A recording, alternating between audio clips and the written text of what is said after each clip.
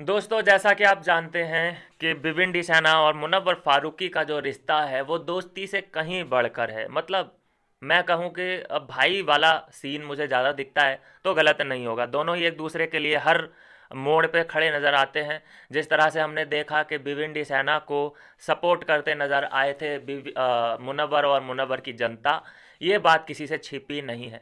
कल बर्थडे था मुनव्वर फारूकी का और बर्थडे विश किया है अपडेट देते हुए।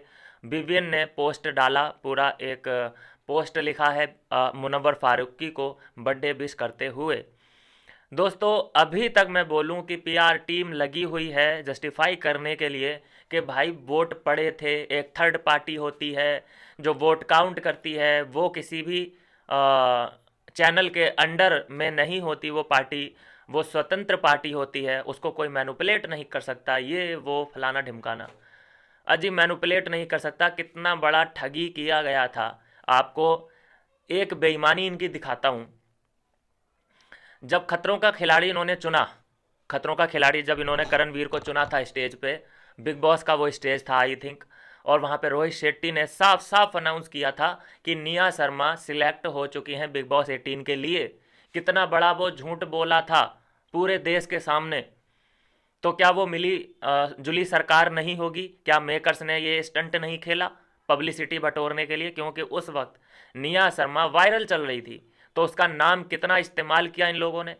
तो उस जगह पे निया शर्मा का इस्तेमाल कर लिया, और इस शो में, बिग बॉस शो में, बीवीएन का, रजत का नाम इस्तेमाल कर लिया। तो ये ऐसे ही हैं, इन्हें बनाना अपने मर्जी का ही है विनर। लेकिन ये बड़े बड़े जो नाम लेके आते हैं, जो ऑडियंस चॉइस होती है, उनको सिर्फ और सिर्फ ये इस्तेमाल करते हैं। कभी कभी होता है कि ऑडियंस चॉइस जो विनर होता है वो बन जाए, जैसे एल्विस यादव ऑडियंस चॉइस था, मुनव्वर फारूकी ऑडियंस चॉइस था, ये फेयर डिसीजन थे।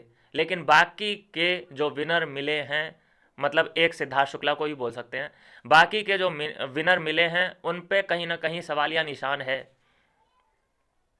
तो ये कितनी बड़ी ठगी की गई थी। उस वक्त निया शर्मा का नाम इस्तेमाल किया गया और बोला गया कि भाई ये बिग बॉस 18 के लिए सिलेक्ट हो चुकी है, और उसके बाद हम सब ने देखा कि निया शर्मा थी ही नहीं। और निया शर्मा से जब पूछा गया कि तुम्हारा नाम वहाँ पे लिया गया था लेकिन तुम्हें लिया नहीं गया, इट्स ओके, नो प्रॉब्लम, वो ठीक है, उन्होंने मेरा नाम इस्तेमाल किया, कोई बात नहीं। क्यों नहीं जाते हैं चैनल के खिलाफ? क्योंकि काम भी वहीं से चाहिए ना, मजबूरी है इन लोगों की। भिविंडी सेना एक शब्द नहीं बोल सकते चैनल के खिलाफ, रजत भी कुछ नहीं बोल सकता चैनल के खिलाफ। मजबूरी है, क्या कर सकते हैं। सिर्फ कलर से ही काम नहीं, और जो न्यूज और जो चैनल हैं, बड़े बड़े प्रोडक्शन हाउस हैं, वहाँ से भी इन्हें काम मिलना बंद हो जाएगा। तो इन्हें पता है कि हमारे ऊपर जो भी हुआ है ये अत्याचार हुआ है। अत्याचार इट मीन्स कि हमें यूज किया गया है, लेकिन ये आवाज़ नहीं उठा सकते, हम सब जानते हैं। खैर, अगली अपडेट है दोस्तों, शिल्पा ने बयान दिया है कि भाई हम 3 लोग मिलने वाले हैं, करण, चुम और शिल्पा, और हम तीनों गेट टुगेदर करने वाले हैं। कोई पार्टी वार्टी वाला सीन नहीं है। इनको अभी तक ये समझ ही नहीं आ रहा है, या फिर ये हमें बेवकूफ़ समझते हैं कि तुम पार्टी 3-4 लोगों में क्या ही पार्टी करोगे। तुम्हारा जो मैं बोलूँ, बिग बॉस 18 में तुमने जो साथ लेके गए हो तुम ना, एक वो 12 किलो की ट्रॉफी लेके गए हो, और बाकी ये 2-3 दोस्त लेके गए हो। उसके बाद ना तुम्हारा कोई है, ना था, ना होगा। ये तुमने कुछ नहीं जीता है। ये पार्टी कर ही नहीं सकते। जो इन्होंने हल्ला कर रखा है कि अरे मैं तो पार्टी में उसे भी बुलाऊंगा, उसे भी बुलाऊंगा, बुला तू चाहे किसी को भी, लेकिन तुम इतने गंदे लोग हो कि तुम्हारी पार्टी में कोई जाना भी पसंद नहीं करेगा। कौन जाएगा मुझे बताइए? ईडन रोज जाएगी, या कशिश कपूर जाएगी, या चाहत पांडे जाएगी, या ईसा सिंह जाएगी, या विनाश जाएगा, या शहजादा जाएगा? कौन जाएगा? रजत उजत कोई नहीं जाने वाला तुम्हारी पार्टी में भाई। तुम 3 ही दिखाई देने वाले हो। तो तुमने पहले से ही एक नैरेटिव सेट करना शुरू कर दिया है कि नहीं नहीं, हम अब 3 ही लोग मिलेंगे, बस पार्टी नहीं है, बस ऐसे ही साथ में थोड़ा टाइम स्पेंड करेंगे। तुम्हारी मजबूरी है पार्टी ना करने की, क्योंकि तुम्हारी पार्टी में कोई जाएगा ही नहीं। हाँ, बुलाना चाहो तो बुलाओ। पता है किसको बुलाओगे? बरखा बिस्ट को बुला लो, काम्या पंजाबी को बुला लो, शिल्पा शिंदे को बुला लो। ये लोग ज़रूर तुम्हारी पार्टी में उछलते उछलते पहुंच जाएंगे। और उसके बाद तुम्हारी जो इन 3-4 लोगों की जो टीम होती है, कोई कैमरामैन, कोई एडिटर, ये सब जो टीम है तुम्हारी, क्रू मेंबर है, उनको शामिल कर लो। तो ये कुल मिला के ऐसे तो पार्टी कर सकते हो। एक होती है ना big boss party, big boss वाली पार्टी जो होती है, वो तुम्हारी पार्टी नहीं होने की। अच्छा, अभी इन लोगों पे कोई सवाल नहीं उठा रहा है कि तुम तीन तो आपस में एक दूसरे का नाम ले रहे हो, बहुत अच्छे से क्लियरली हमें सुनाई दे रहा है। और मीडिया वालों का भी इसमें कितना बड़ा षड्यंत्र है कि ये सभी लोग शिल्पा के मुंह से सुनते हैं हम, हाँ भाई चुम, करण और मैं मिलेंगे। करण के मुंह से सुनते हैं हम, चुम और शिल्पा हम लोग मिलेंगे। चुम के मुंह से हम सुनते हैं, मैं, करण और शिल्पा मिलेंगे। लेकिन चौथा जो नाम था श्रुति का, उसका क्या हुआ? श्रुतिका का नाम इन लोगों की ज़ुबान पे क्यों नहीं है? तो हम जो शुरू से ही बोलते नज़र आ रहे हैं कि यहाँ सिर्फ यूज हो रहा है, श्रुतिका का यूज हो रहा है, यूज हो रहा है, यूज हो रहा है, यूज हो रहा है। किसी ने कोई सवाल खड़े नहीं किए।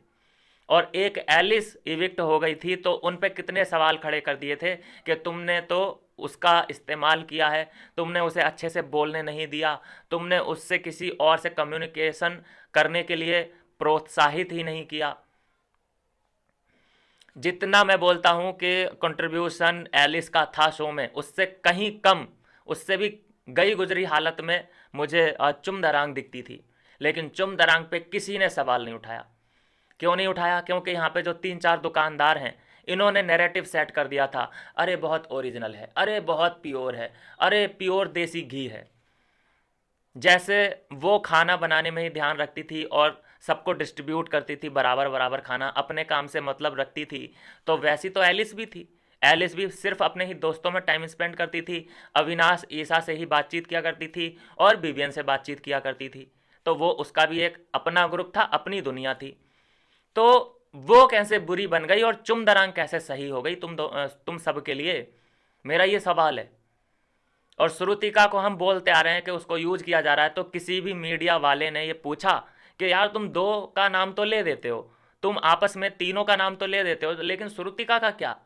श्रुतिका तुम्हें इतना बड़ा कंट्रीब्यूशन दे के गई है, तुम्हें टाइम गॉड उसने बनाया, तुम्हें नॉमिनेशन में हर बार उसने बचाया जब भी वो पावर में थी, उसका बहुत बड़ा योगदान रहा है तुम्हें यहाँ तक लाने में।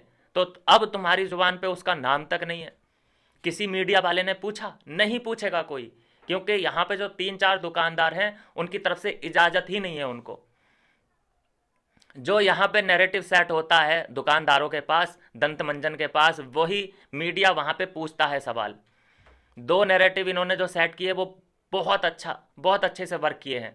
एक के चुगली गैंग और दूसरा ईविलिशा। ये इतना बढ़िया से काम किया है कि बदनाम कर दिया है पूरे देश भर में। और कल जो दंत मंजन के यहाँ से निकला कि अरे विवियन ने तो अनफॉलो कर दिया, एक ही दुकान से निकला ये वर्ड, दंत मंजन के यहाँ से।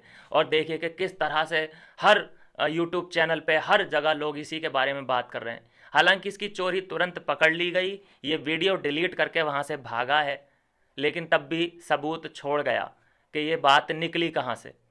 दंत मंजन ने ये बात बोली थी, यहीं से दूर तक गई है। तो देखिए कि इन लोगों का कितना बड़ा इम्पैक्ट पड़ता है पूरी सोशल मीडिया पे कि ये एक बात भी बोल दें तो दूर तलक जाती है। तो खैर बात करूंगा इनकी पार्टी की। जो बात चल रही है, शिल्पा बोल रही है कि हम तीन, करण बोल रहा है कि हम तीन मिलने वाले हैं, चुम्बी बोल रही है हम तीन मिलने वाले हैं। लेकिन मीडिया के पास इसका काउंटर क्वेश्चन नहीं है कि भाई श्रुतिका का क्या हुआ, क्या वो तुम्हारी दोस्त नहीं थी? कोई नहीं पूछेगा, क्योंकि इन्हें उन लोगों पे उंगली उठानी ही नहीं है, किसी भी कीमत पे उन्हें नीचा दिखाना ही नहीं है। ये जब भी अरे तुम बहुत क्यूट लग रही हो तुम यार, बहुत ही क्यूट। भाई क्यूटनेस का मतलब भी पता है तुम्हें कि क्या होता है क्यूट? क्यूट क्यूट करके तुम मतलब उसे वो जान, ज़बरदस्ती वो अपने आप को क्यूट दिखाने की कोशिश कर रही है, वो भी फिर ऐसे करने लगती है। लो जी क्यूट बन गए ऐसे करके, हद है। तो ये है दोस्तों, एक तीसरी अपडेट और देता चलूँ, बहुत तगड़ी अपडेट है। अगर ऐसा हो जाए तो वाकई मज़ा आ जाए, लेकिन बोलना पड़ेगा कि अभी तक तो ये फेक ही दिखाई दे रही है न्यूज़। दोस्तों सुनने में आ रहा है कि Elvish Yadav big boss OTT season 4 को होस्ट कर सकते हैं। ये एक खबर फैलाई जा रही है, हालांकि अभी तक इसमें कोई सच्चाई नहीं है, सिर्फ ये मनगढ़ंत किसी ने कहानी उकेरी है। और पूरी सोशल मीडिया पे ये खबर इस वक्त ट्रेंड कर रही है कि ओटीटी सीजन 4 को एल्विश यादव होस्ट करने वाले हैं। देखिए, सबसे ज़्यादा अगर मज़ा आता है तो सिर्फ़ और सिर्फ सलमान खान की होस्टिंग में ही मज़ा आता है। और उसके बाद मैं बात करूं कि अगर किसी की होस्टिंग में मज़ा आएगा तो वो एल्विश यादव की होस्टिंग में मज़ा आएगा। पिछली बार ट्राई किया था अनिल कपूर को, वो तो बिल्कुल बेड़ा ही गर्क कर दिया, बिल्कुल ख़त्म कहानी। तो देखिए, पहली बात कि ये इस खबर में कोई सच्चाई नहीं है, अभी तक कोई कंफर्मेशन नहीं है। मुझे लगता है कि एल्विश यादव को खुद अभी पता नहीं होगा कि मैं सीज़न 4 ओटीटी का सीज़न 4 में होस्ट करूँगा या नहीं करूँगा, क्योंकि ऐसी कोई अपडेट नहीं है।